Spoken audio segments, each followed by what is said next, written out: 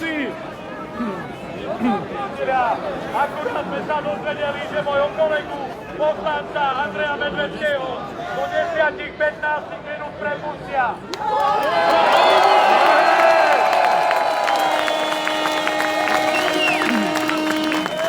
Viedli ho k nemocnice, kde ho ošetrili po brutálnej bitke.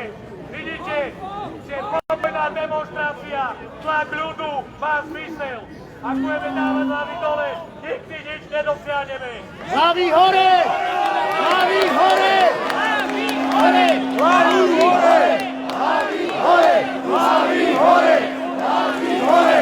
Hlavy hore! Hlavy hore! Hlavy hore!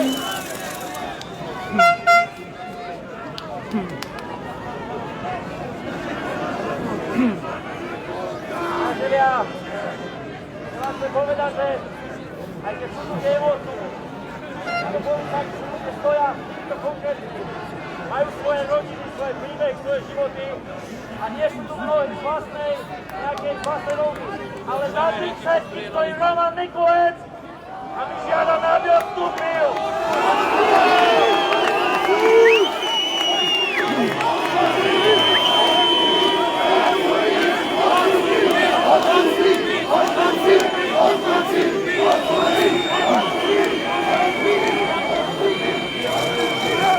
Vážení priatelia, priznať všetci sami sebe, že takúto diktátorskú vládu od nepamäti Slovensko sa ešte ani nemalo. Takéhoto diktátora, ktorý takto strašne šľape po ľuďoch, dokonca po volených zástupcoch ľudu, Slovensko ešte nezažilo, a to ani za tých zlých komunistov, ktorí tu boli. Pinochet! Pinochet! Pinochet! Pinochet! Pinochet! Pinochet! Kameny Matovič nemá obdobu v celej Európe. V celej Európe. Tak on tu bude rozprávať, že nejaký Lukašenko posiela policajtov proti občanom. On tu bude niekoho nazývať diktátorom, keď sa proti vlastným občanom správa ako sviňa.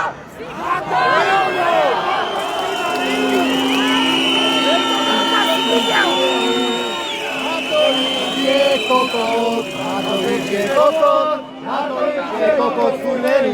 Hej, hej! Kde sú teraz všetky mimovládne organizácie?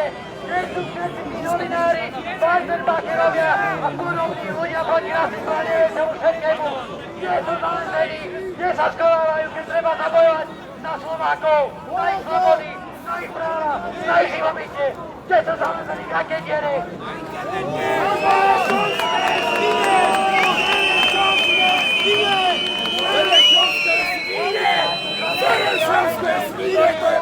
A to by život tvojil gejbari, tak sú tam. Normálnu agendu Európskej únie, ale zabojovať za svoj vlastný ľud, za slovenský národ, to nikdy, to neurobia nikdy, pretože si to obyčajní zradcovia.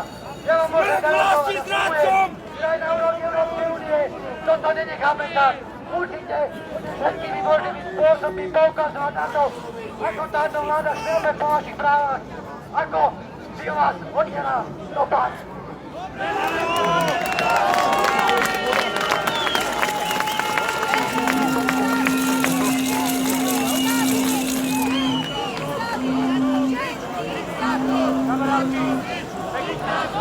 Matovič, diktátor! Matovič, diktátor! Matovič, diktátor! Matovič, diktátor! Matovič, diktátor! Matovič, diktátor!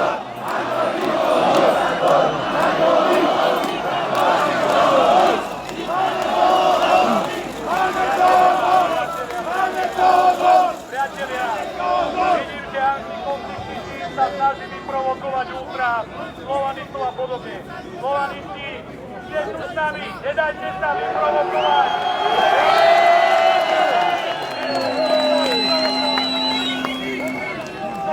Zástupcovia verejnosti, niektorí z vás, radi odovzdáme mikrofón.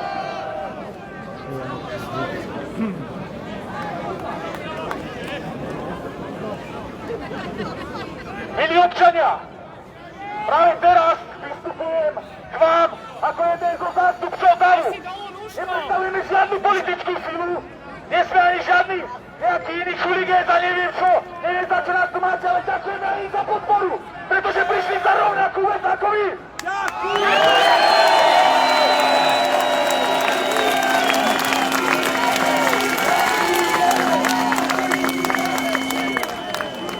Ako bolo už oznámené, hoci mi tu pani Kriši ruško dole, prepáčte, tu ide o myšlienku a nie o to, aby mňa všetci videli.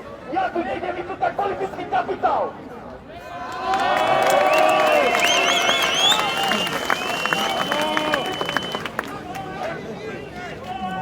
A preto mi dovolte prehovoriť k vám ako v davu. Naozaj, Slovensko, táto republika vám ďakuje, pretože áno, sme republika. Sme ľud. Takže naozaj si môžete zatlieskať.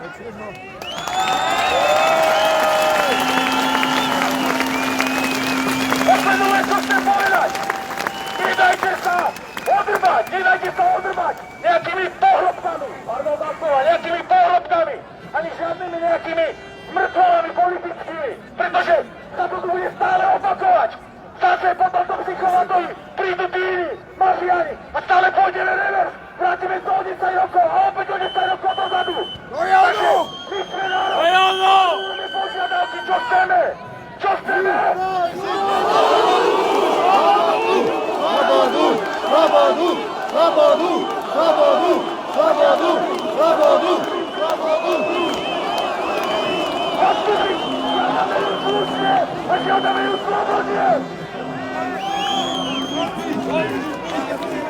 Odstúpiť! Dáme spojaci. Ďakujem, že to kladalo prehovoriť. A my, východci, žiadame iba jediné, aby prišli zástupcovia vlády, ktorí nás nazývajú ľudou. Ja sa ako ľuda necítim.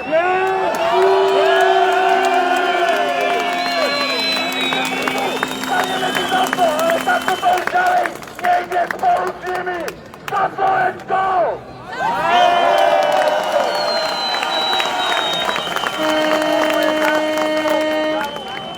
Vidíte, všetci máme rovnaký cieľ.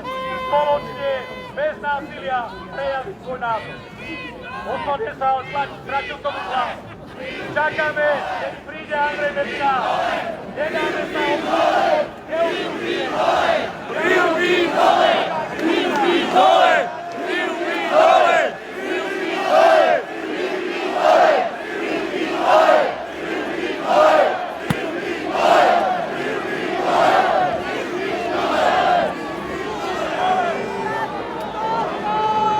Aby sme sem dneska neprišli, že sem prídu len ultra, fašisti a kadejakí vagabundi, ale tu sú tisíce slušných ľudí.